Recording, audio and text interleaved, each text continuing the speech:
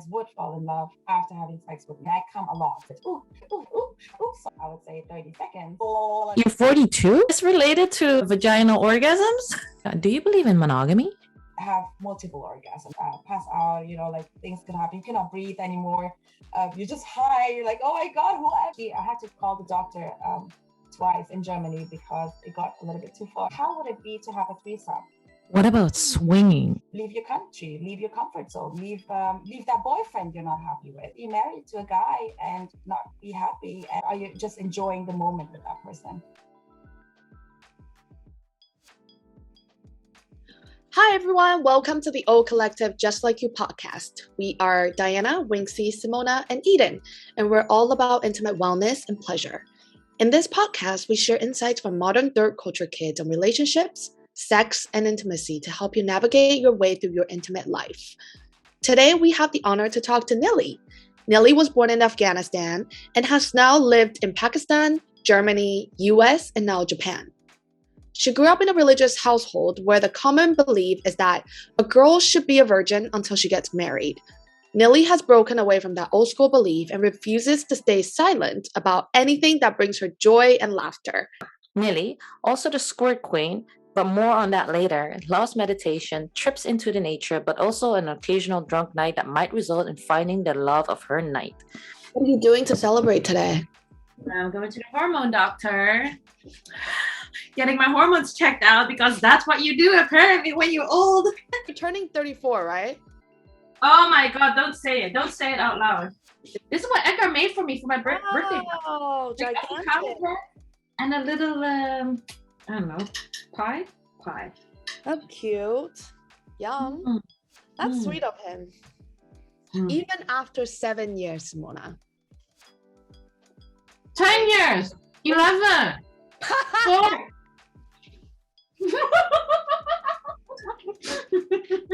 Also just means that he's true love. Also means that he's very patient. Yeah, man. Who can put up with your shit every day? No, I'm kidding. I could not. I would have left at 3 months and I'm like, bye, bitch. This girl's crazy. No, that's what my parents said as well. They said, listen, you should really appreciate this guy because honestly, your personality is hard. I think it's hard about me too. Really?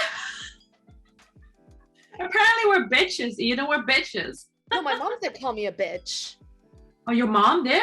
Oh. My parents, I think they think I'm a bitch as well, but they didn't call me that. They just said you have a complicated personality. That's to nice. find somebody who can handle your personality is already pretty unique. So cherish this guy. That's what they said. Your parents are kind. You know what my mom just said? My mom used this in Chinese. She's like, 你很贱. You know what 贱 means? She called me a bitch. No, but then the same. Because Cantonese, they say 你伤西伤. I think 伤 is the same as 贱. It's like a cat, right? Catty behavior. Cat. Ish. There you go. 2 crazy bitches here. Yeah. Silent vibrant. Who would have thought? Who would have thought? And who would have thought we'd be in a long-term relationship? Who would have thought people would want to date us? I did it. True. Hey, No. you. Oh, yes. Is it working? Yay! Nice to meet you guys. Oh, yeah. You're in Tokyo right now? Yes. Can you tell us a little bit about yourself and how would you describe yourself in one word? I would describe myself as loyal in one word because I think I'm loyal to myself, first of all, my body and the people I know. And then also as an icebreaker, can you tell us when you experienced your first orgasm and how that felt for you? My first orgasm was when I was 24 because that was the first time that was the age I had actually sex. And it was great because I had no idea. People were always talking about this thing, this mystical, like I had clitoris orgasm, obviously, because you touch yourself, right?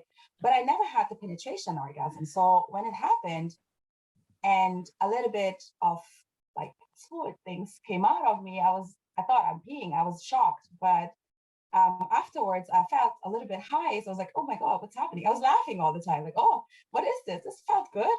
And my boyfriend back then said, well, I think you just had your penetration orgasm. So that was the first time. I was 24, very late, but you know, it was good. Wow. So your first penetrative vaginal orgasm, you also squirted. Yeah. Wow. Which was, I had no idea, right? Back then, I'm 42 now. So it was like, what, 20 years ago. Back then, I mean, now I feel like young girls are pretty much educated about orgasms or what could happen when you have an orgasm. But back then I had no idea, and not watching any porn or, you know. So I actually thought I'm peeing. So I thought I have a problem. But later, One thing, did you just say you're 42? Yes, I'm 42. You look 26. What? If you would have told me I'm 26, I would have believed you. What? Okay, all right. Is this related to vaginal orgasms? I think maybe. I think sex keeps you young. I mean, that's proven, right? Because Well, apparently this is like we're talking to the proof here, right here. No, but I think it's also my genes. I mean, you know, but yeah, of course. I mean, if you have sex, if you have you know, this happy hormones, it's good for your skin, it's good for your like your heart and for your blood circulation. There's a lot, like there are a lot of things that could positive happen to you when you have sex. It's not even, I don't think it's just orgasm. I think it's sex in general, the pleasure. Yeah. Definitely. There are like oxytocins, there are serotonins, endorphins. There are so many different chemical releases into your body when you have sex or you masturbate or when you have an orgasm. So I definitely see the result here right in front of me. Thank you. You just now have shared all this benefit of what you've gotten from sex, but also knowing that you came from a pretty religious and conservative background. So your upbringing as an Afghan woman who's religious and also a German, US, Japanese citizen, how has that shaped your idea when it comes to intimacy, sex, and relationships? Well, you know, when I was younger, meaning like before I had sex, younger than 24, my parents told me that I'm not supposed to have sex before I get married. And you know, to me, to be a part of this community and to be a part of, or to be a good daughter to my parents, I thought that's the thing to do. So I would not have sex. I had boyfriends back then, obviously. I would masturbate, but I wouldn't have sex. So the first time I had a boyfriend, we were together for a year. And after a year, I decided to have sex because, you know, I just thought that's the boy I might get married to, because the relation, that was the first actual boyfriend, the first time I was in love. So I thought we're gonna end up together anyway. So, and then I let myself go and we had sex. And but it is pretty hard to suppress natural feeling or natural desire. In Germany, it was a contradiction or contradictive idea of the whole sexuality. So my friends had all sex at the age of 15, 18, you know, a normal age to have sex. And they would tell me all the stories, and I wouldn't even tell them. I was ashamed to be a virgin because I couldn't actually tell them how old I am. I'm that old and still haven't had the experience. So, you know, I kept it for myself. I realized I just have to find my own way, I guess. Like, people can tell me you're not allowed to do that, you're not, or you should do that, but you always have to find your own thing. And while I was pleasuring myself, I couldn't believe that this is a bad thing. I like, why would, if you believe in a God, which like I believe in the universe or you know, the bigger thing, of course, but if you believe in a God and the God created you as a woman, as a female, as a divine, you know, goddess, and would give this or would allow you to have this pleasure, why would that God also not allow you to have it? You know, like it wouldn't make sense for me. So then I just started to have sex and never stopped. And onward. Yeah, and I think it's very weird, right? That in some cultures or in some beliefs that you're being shamed into being so late having sex, whereas in other cultures it is holy. It is like, oh, if you have sex before, then it's a bad thing. And it's so weird to see all the different views and opinions about it. What do you think is right, actually? Is it the earlier the better, or keep it till later? There's no age, right? But of course, if you're just 10 or 12, I think that's too early. But if you feel you're a sexual person at the age of, even if you're 13, which was my case, I was always very sexual. I would always, touch myself when I was very young. I think it's okay to explore it. That's a normal thing. You wouldn't feel that way. You wouldn't have the desire if it's not meant to be. So whenever you have the desire, I don't think there's an age too young or too old. I don't think so. You just have to decide it for yourself when you're ready. When you're sexually ready, when you feel like, you have the thoughts and you feel like a little bit here pleasurably, but then I think that's the right time. Yeah, definitely. Especially when it doesn't hurt anybody and it just actually improves your understanding of yourself. Why not? What do you think happens when sex is only done to reproduce and masturbation is forbidden and everything around sexual intimacy is unholy and immoral? I always think myself as like in a parallel universe, that virgin girl would have stayed virgin and get married to a guy, and one guy, and she never explored those sexuality, like difference about it. I think if that girl, like me as that girl, I wouldn't be the same person that I am right now, like being completely independent, right? Trying to, it might sound a little bit far, but I think that sexuality does allow you to be like a stronger person. Like once you get out of this restriction of you're not allowed, or you should or shouldn't, whatever. When you come out of it and you decide one step for yourself, that is my body, this is my life, and I'm going to do whatever I want. I think that will also allow you in your future to, to jump in some decisions, as in like leave your country, leave your comfort zone, leave that boyfriend you're not happy with, those kind of things. And I think if I would, in this other world, this parallel universe version girl, I think I would just be married to a guy and not be the person I am right now. In your sexual exploration journey, did that have the biggest impact on you moving around and exploring yourself? Was that the sexual exploration made you do all of that? In my case, yes, right? Because in my case, my parents were very strict. So when my parents told me I'm not allowed to have sex, that was the first step, or that was the first thing as in restriction in my life. But when I broke up with that one thing that I thought, okay, no, I will have sex because it's my body. By doing one step, I think I was strong enough to do a second step, which is telling my parents, hey, I have a boyfriend. And I was ready, or I was able to be strong enough and to be, I was motivated to do more things in my life. And in my case, yes, I wouldn't say it's for everybody. I wouldn't say that, but in my case, definitely, yeah. When it comes to your sexuality, you mentioned that you lost your virginity when you were 24. You started touching yourself at a very young age. Where did you learn about sex and sexuality and more about your body beyond just touching yourself? I never learned anything. So just explored. No, my parents, obviously, they would never talk about, we would never talk about sex, right? And my friends, they would tell me some stuff, but it wasn't really open. Like, unfortunately, girls back then, they were not that open to talk about their sexuality. For them, it was a very, very intimate and very, very secret topic. So they would never really talk about it. To me, it just happened naturally. So suddenly I felt like maybe I was sitting somewhere, or I don't know what it was, and my clitoris was just, like vibrating or rubbing to something. And I was like, oh, what's this?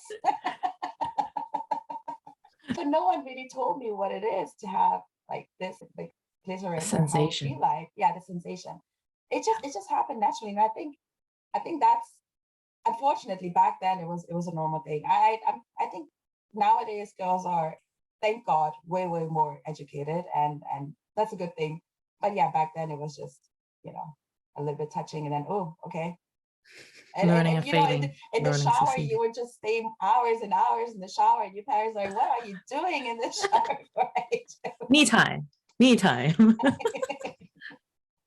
Exactly. So then also growing up, well, you just mentioned that you had quite strict parents and maybe also friends and family who had a different view on sexuality. How did you cope with that? With my parents, I never talked about it, but I think my parents were sexually very active. I think I heard them a lot, like in the rooms. When you move to a new place, new work environment, or just a new city, and you choose the friends that are more suitable to your lifestyle, right? And I don't mean like in a relationship or whatever, just having the same mindset, a little bit more open-minded. So when I came to Japan, I was not ashamed to talk about who I am and how I feel. And if people were not okay with that, I would just leave it, and we would not be close. I picked my friends very, very carefully, and I have great friends and a lot of friends, but we all have, we're all very open with each other. So no one is really ashamed to talk about any topic. And it can be even anal sex where like shit happened. Yeah. That's great. That reminds me of, like, me meeting Simona and then the two of our other partners. Like, the reason why we also get along so well is because like the four of us just love to talk about, love to talk about anything weird, disgusting that maybe some of our other friends don't even want to talk about. Yes. Yeah. Yeah. Okay, so neuroscience shows that when you orgasm, your brain releases oxytocin, which is the love hormone. We know that you have some crazy wild weekends that your friends love to hear about. How do you detach sex to feelings? I just call it the love of my night or the love of my week or the love of my month, right? I think it's not like you can love someone for 1 hour, one night. Being in a committed relationship, there's way, way more than just having sex with each other. So that was never a problem. That I never had an issue with having sex with someone and then just saying goodbye and just moving on. How? I think I'm very intrigued. Yeah. No, I think you just have to know what do you want in life, right? And of course, how is your sexual partner actually? How is the guy that you're sleeping with? He might have the most amazing ding dong, but then he might not be the best person in his character, or he might not be a kind person, or he might not be a loving person. So I think to fall in love, to deeply, deeply fall in love, and I've been in love 3 times. I think you just have to think of who is this person actually? Are you really into him as a person, or are you just enjoying the moment with that person? So it's very rational. Yeah. It's very rational. I don't like. I like. If I look back at my younger self, where I had some exciting weekends as well. I think from a personal point of view, it's harder to detach. Like, you had an intimate moment together, so there was something in my brain goes like, maybe that's your future daddy of your kids, and maybe you guys gonna be married together. Like, you should explore that. I find it very impressive that you can just detach it and say, no, this was just a good night and that's it. But then again, right? So you have to, like, the partners that I'm sleeping at the moment with. But some of them are just emotionally not available, for example, right? Some of them are just very, very young. Others are just too far away from the city that I live. So to me, that's just not, I could never be in a committed relationship with a person that's not emotionally available. And someone who's too far away from my city or from where I live, it could work. Long distance could work, but it's just not my thing. So I have to think, I have to look at who is this. And the funny thing is, if I really like a guy, I don't even sleep with him that quickly. Do you have sex differently to the guys you like versus the guys you don't like? When you're in love with someone, the sex is amazing. It's completely out of like this world, right? It's heavenly beautiful. You look in your eyes and you fall in love. You even cry sometimes because it's so beautiful. And you have like the most beautiful sex, right? And that's a very emotional sex, which is body and soul is combined, which is the most beautiful thing. Like, no question about that. But if you sleep with someone who you just met the night or like a week ago or a month ago, you don't know that person that well, right? So you don't know about his vulnerability, his fears, his strength, and all these things that you fall in love with a person. So with that person, it's obviously different. It's a little bit more emotionally fulfilling. You mentioned you had 3 long-term relationships. In those long-term relationships, did you ever feel like your sex lives changed? Did it get less exciting for you? And how did you overcome that? In all my relationships, I made sure that we would have a good night sex. Every night we had sex, at least at the Wow. beginning. Because you fall asleep so much easier. It's so nice. Like when you have sex, even if it's just 5 minutes, who cares? 5 minutes sex, 10 minutes sex, and you fall asleep, the most beautiful sleep ever. So I always really, I always make sure to have my good night sex. When it gets boring, it's usually after, I would say, 2 years. What I do is like trying new things that could include, toys and things that you would not do before. Like some guys, for example, are just too shy to tell you as a girl what they want, right? And you just explore a little bit. Oh, what are they actually into? Are they into me touching them there and there and there? And so that's like more. The longer you are in a relationship, the more you just explore and you're just comfortable with each other, and then you do that. But of course, like after 5 years, a relationship, and I've been in a relationship for 8 years as well. I think there are some good ways to keep it a little bit alive, like going out together, a night out, getting a little bit drunk, tipsy, and then having this thing again, like, oh, what was the reason I fell in love with you? And you just go home and then rip your clothes off and then have your fun. What about swinging? I was listening to another podcast about Silicon Valley, all the techies, all the tech entrepreneurs. Apparently, it's a big thing. They all swing, apparently. That's how they keep their relationships healthy, swinging. Do you think that is something that could keep your relationship healthy? I think definitely when you trust each other, when you're when you have a long relationship, when you trust each other and you don't feel jealousy, I think that could be a good way. I couldn't do it. I don't like sharing. Yeah. but Jealous. who knows? I mean, maybe one day I would wake up and try it. But who knows? I don't know. Yeah. Maybe if you're like 60 years old and then you're in your marriage, maybe that brings. Yeah. I couldn't do it right now either. I'm too jealous, I think. Yeah. Do you believe in monogamy? Yeah, 100%. Oh. When you're madly in love with someone, and again, maybe it's just because I never had another experience, so I'm open about it, but to explore it. But I never had the moment that when I'm in love with someone, really, really deep in love with someone, I try to think of how would it be to have a threesome, because those guys, they have their fantasies, so why not? Like, try it. But then every time we would go out together and it would be me to pick a girl, first of all, I was a little bit hesitant, but then, you try a little bit. And the boys would come to me like, are you sure?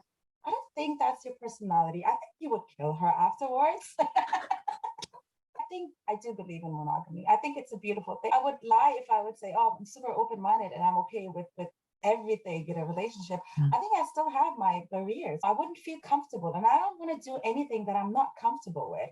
Just recently, actually last weekend, there's this guy I would sleep sometimes with, and he's a really great guy. And I was with a girl, and I just met that girl that night. So the three of us were just talking, and then somehow in my drunk head, I thought it would be a great idea to go to his place together, all three of us. So we went to his place. I got naked and I was the only one being naked, and he was fully clothed. Clothes on. She had her clothes on. She was all over me. He was just making sure if we're okay.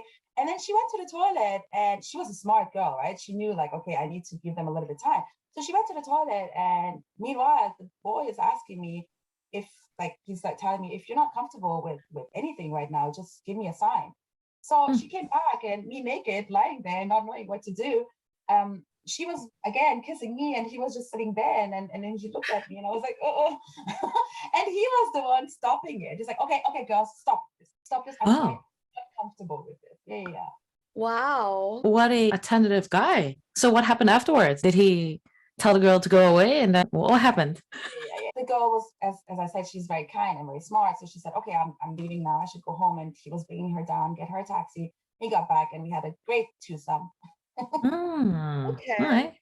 Yeah, I feel like society tends to also portray men as always like just dirty pigs. They always have these fantasies, and they want the women to kind of play in his fantasy. But there are also lots of great males out there that are very attentive to our feelings.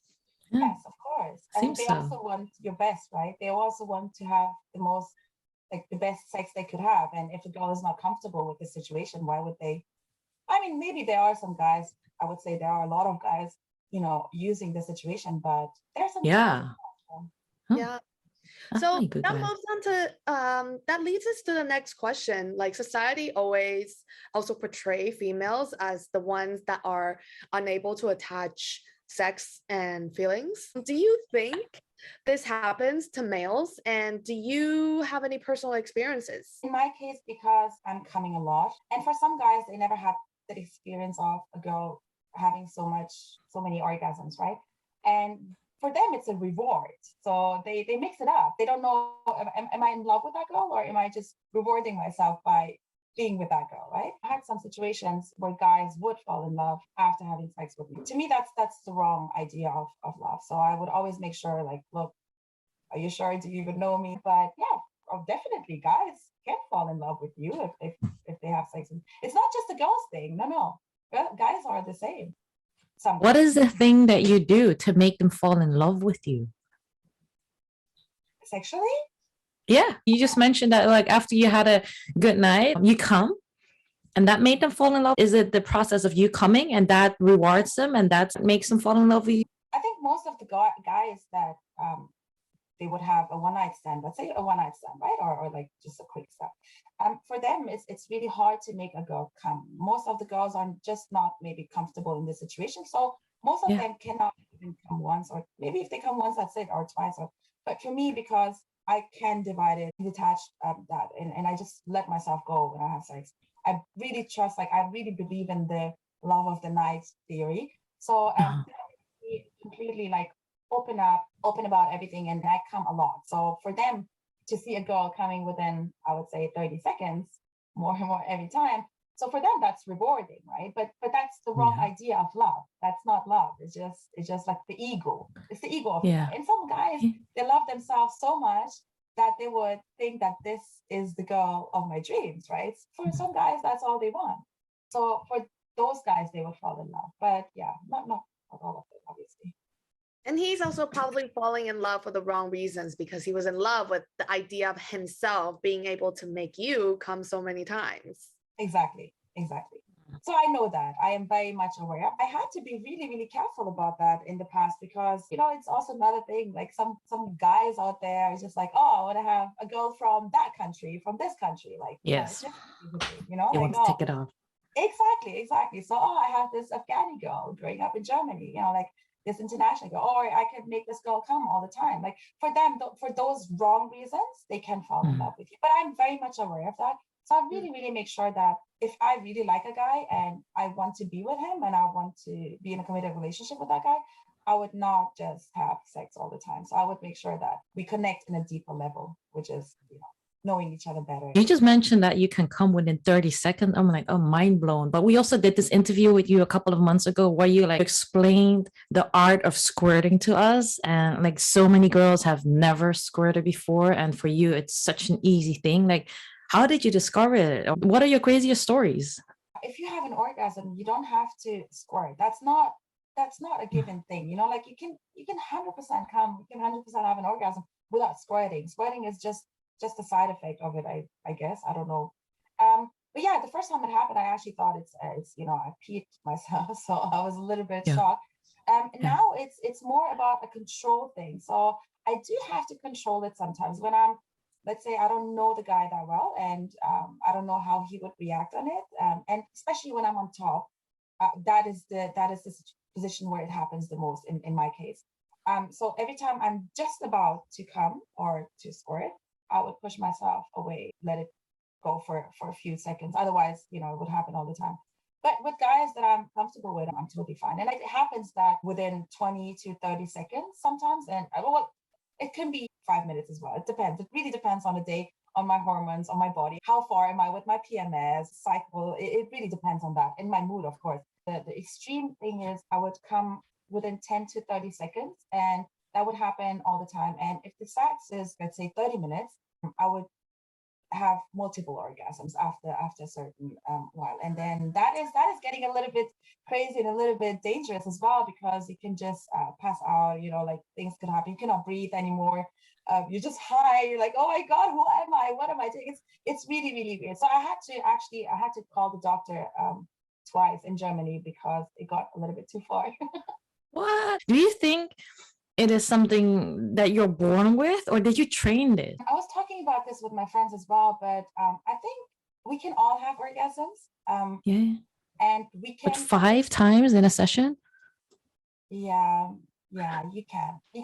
I think I don't know. I mean, I was talking to my friends and they actually tried it, right? So first of all, you have to make sure that you're not thinking about anything else. So regard it as a meditation. When you meditate, you have to get away of your thoughts, right? You have to be fully focused on this one task you have. And I think with sex is the same thing. When you have sex, you should feel comfortable in your body. Don't think of, oh, maybe this is not right, maybe that is not right. Whatever it is, just let it go, right? Just let yourself go. Be in this moment of meditation, but sexual meditation, right? And once you let go all your thoughts, your body would move in a way that you would not even think that would be possible, because you're not afraid of anything, right? You're not ashamed of anything. So you just move your body in a way that you can please yourself with his body by moving your body in a way or in a direction that you feel pleasure. And then the other thing is, if you want to try it yourself at home, you can just take your finger or a vibrator or whatever and penetrate or get it in this beautiful vagina, and then maybe touch your belly and press your belly a little bit, and then try to figure out, like, if this is the figure and this is your belly, and you just press it a little bit and then try to figure out where the sensitive points are. And they are, like, to me, I explored, there's one down there, and one deeper. So you have to explore yourself. And she's looking, wow. Listen, I'm going to show you a video that we also recorded, and it's a man explaining how to make her squirt. I want you to take a look at it and then tell me if it's true or not. I met a Japanese guy. So Japanese guys are like, there's this, it's ridiculous. This guy is pretending that he is the squirter. I know him as a friend. He always goes like this, walks like this, like, I'm the squirt man. So apparently he wrote a book about how to make girls squirt. And he's not wrong. He's not wrong. The way he describes it and the way he's doing it, I think you can definitely make a girl squirt.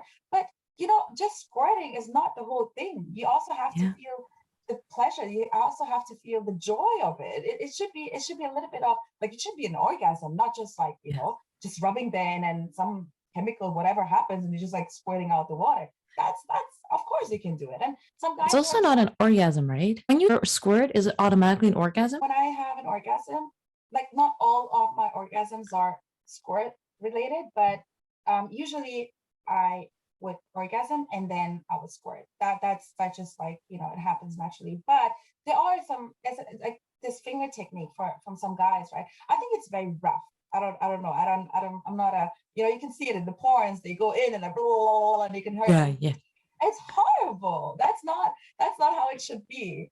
So yes, you can make a girl squirt, but it really is that joyful? Is that really? Yeah. Do you really just going back to this one again? So when you orgasm, you do squirt. When you squirt, is that always an orgasm? I just want to clarify this for myself. Yeah.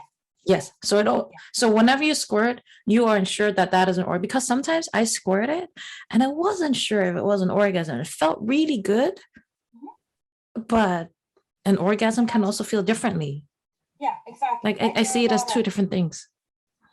You're right. Yeah. There are a lot of orgasm or feelings, right? You can have a very, very deep orgasm, and you can feel it in your whole body, or you can have an orgasm which is just a part of your body. So to me, that finger technique, or that's like, you can squirt and you can have the orgasm, but that's not what I really like. So I enjoy it when I have sex, and it is like, all kind of things are related, your whole body, and touching and kissing and moving and a beautiful movement inside of you. And then when it happens, that is a fulfilling orgasm of just the squirting, which is also an orgasm, but to me it's not that pleasurable. So it's just like, oh, okay, it happened, but it's not, I don't like it that much. Got it. So it's what you're talking about is like, you enjoy the process of like someone making you feel good, and if you do orgasm and you squirt, great. But it's not like, oh, I'm just gonna like make her come right now. Like not so result driven and just like wanting that squirt or water splashing all over Yes. you as a result. So that I also have some question, like, do men go crazy over you because you can squirt? Yes. So some of them are, some of them, they love it, and others, they're kind of like, oops, what happened here?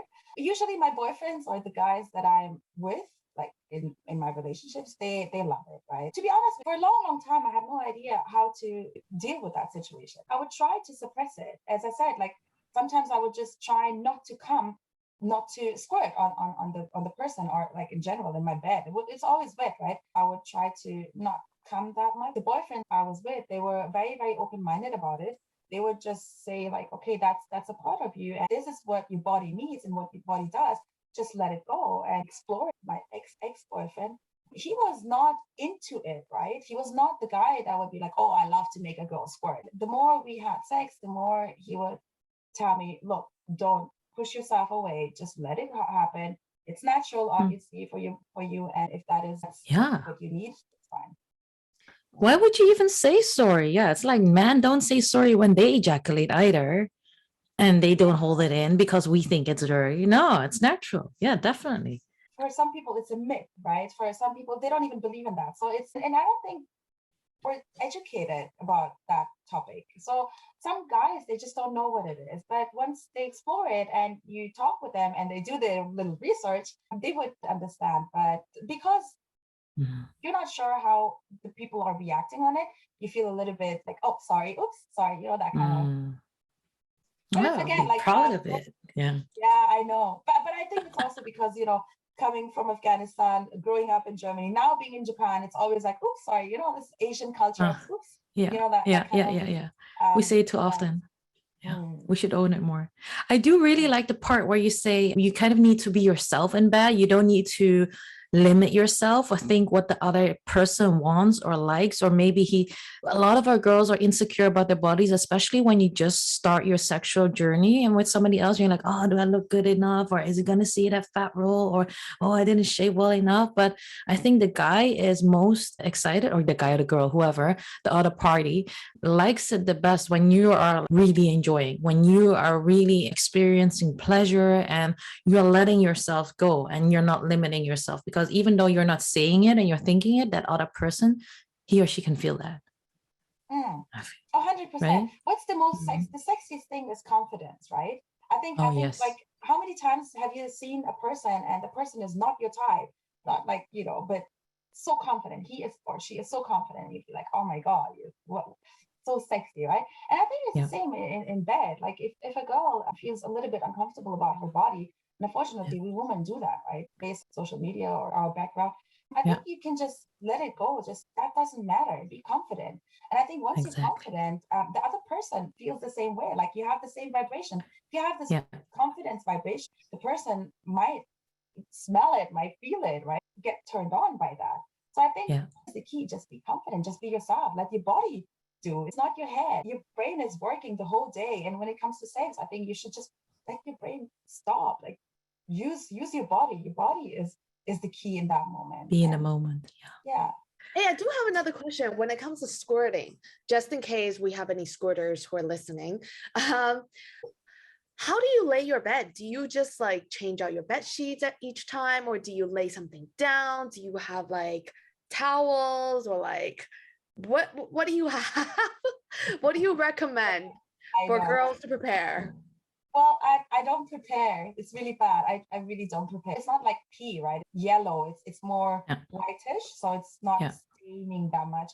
But you can just use a towel, I think. I saw something on TikTok coming by. It was a girl. She was also very open about talking about squirting, and she got it from Amazon, I think. It is normally used for your pets. It's a very soft blanket on the upside, and the downside is where they can pee on it and it doesn't leak through your bed. So, that's nice. Very nice. Yeah, you can check it out. You send me the link. All right, we're coming to the end of our podcast. We always ask our guests, what is the one piece of advice you want all girls and women out there to know? I love the saying, what you expect is what you attract. So think of yourself that you deserve the best. the very, very Mm. best, because you're divine. That is sexually, relationship, friendship, work. Just be yourself. Don't hide in this world, because we're all beautiful. We all have our little problems, issues, weakness. But at the end of the day, your body is your home and your soul is your home. So you don't have to please other people. Just be yourself. Try to please yourself. That is the most important. And if you're happy, when you're happy with yourself, with your soul and your body, you can make other people happy as well. I think that's sounds like a very cheesy advice. No, very beautiful. So what you expect is what you attract. Do you also have a favorite self-love quote? Masturbate every day. Yeah. Done. It's good for you. It's really good for you. What about sometimes I'm just too like lethargic or too lazy? I'm like, nah, I don't really feel like it. But I know that's like just like meditation. It's good for you. So do you have a tip for those girls that don't really feel like it, but they know it's good for them, or they should explore more? If you go to gym every second day, it's also good for you, but you're just too lazy to do that, right? You have other things to do. You're just not feeling it. And I think if you're not, that's totally fine. You can just let yourself go a little bit, but don't do it too long. I think if you haven't masturbated for, let's say, 3 months, right? If you're still in a relationship, you should still try to do it again, just to have this little me time. And you can watch a porn, and don't be shy with porns. There are so many porns out there, and some of them are really, really weird, but it's your pleasure. No one would ever see what kind of porn you're watching. Don't feel guilty about the weird things, because it's just fantasy. I don't want to be like, oh, porn is the best thing, but I think porn can be very inspiring. If you lost your masturbation mojo, get back to some weird porn. Don't tell anyone. No one has to know about it. There are so many weird. No, tell everyone. You have no idea. You have no idea what kind of things you are into. I'm watching this porn. I'm like, oh, what's this? Oh, that sounds weird. But let's look at it. And I'm like, oh, okay. Do you watch Pornhub, or do you have any other websites that you check out? There's a German porn site called like free porn, XNX something. What is the most shocking porn category that you realize that you're like, oh wow, I'm actually into this? Oh my God, that's so bad. If you want us to cut it out, we'll cut it out. You also don't need to answer this. Whatever you feel comfortable with. Yeah. No, it's fine. I think people should know that, and I think people shouldn't judge themselves for that. And I was talking about that with my friends as well. I think, to me, the weirdest thing is like group sex, and there will be like 2 dicks in the ass and 1 dick in the vagina and another dick in her mouth. This and you look at them like, how is it possible? How would you have 2 of them in her anal? Like, sometimes not even one is fitting in mine, so how are they training that? And how is that? So it's like all over, everywhere, like in her hands, everywhere. Like, these penises are everywhere. I think that is a really weird one.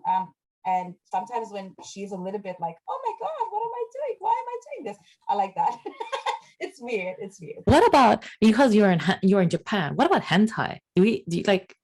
I do watch them as well. Yeah, I do watch them and it works. Yeah, it works. Well, some of them are very innocent. Yeah, right. Like you see some schoolgirls and old men. I'm not really that much into that. Just in this cartoon, what I like is fantasy. I'm a huge science fiction fan, so I would love to see some monsters and aliens banging the girl, and the girl is like, oh, what is this? I've never explored like that kind of, what shape of a penis, those kind of things. It's fantasy, so it's very important not to judge yourself for that. It's not what you would do. It's okay to have that fantasy, and if that turns you on, definitely. And if that is making you feel a little bit wet down there, why not? There's nothing wrong about definitely. that. Yeah, nobody's getting hurt, and it's only good for yourself. Like, why not? Yeah. I think that's also a nice part of TV show, sex education. Do you guys watch it? Yeah. There's this one girl, right? She's really into sci-fi and also fantasy. How they normalize that as well. Like, yeah, that's fine. Like, if you're into it, you're into it. And they make it very innocent in a way for you to watch it and then just to be okay with it. Love that. How is actually the sex offering in Japan? Must be like big, right? Yes, very big, but I feel it's sometimes more for the men. The things that they would offer, I think it's all based on porn, because Japanese porn is a lot about sex toys. Ah, really?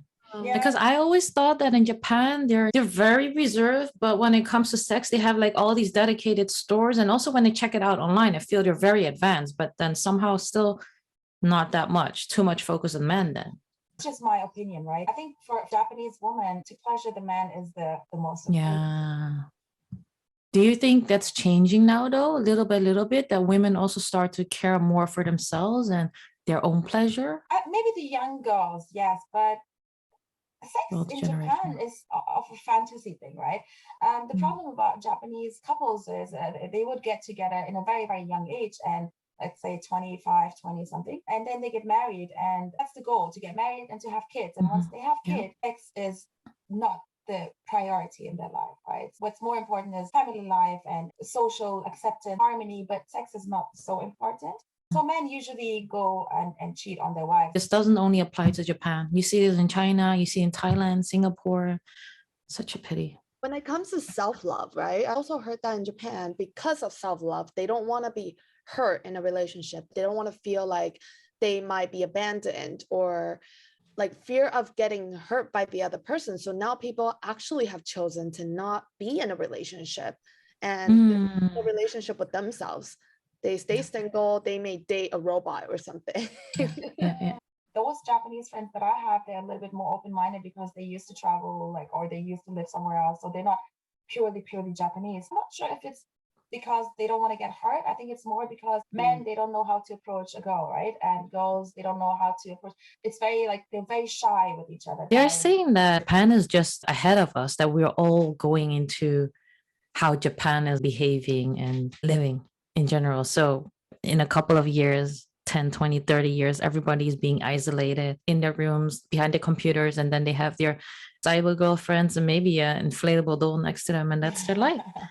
I think that's from another perspective of isolation, or maybe some people want that, but some other people are just too free spirit. If you're a free spirit, you would never end up like that. And if we do, oh my God, great.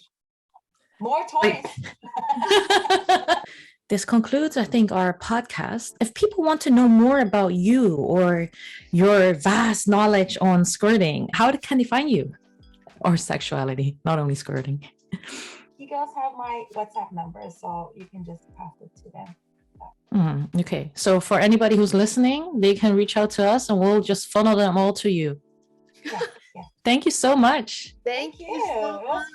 Thank you so much. You go. If you like this episode, please give us a review on the platform that you're listening on. We would love to hear from you. And also, if you have any suggestions about what we should talk about or who we should interview, please let us know. Thank you so much.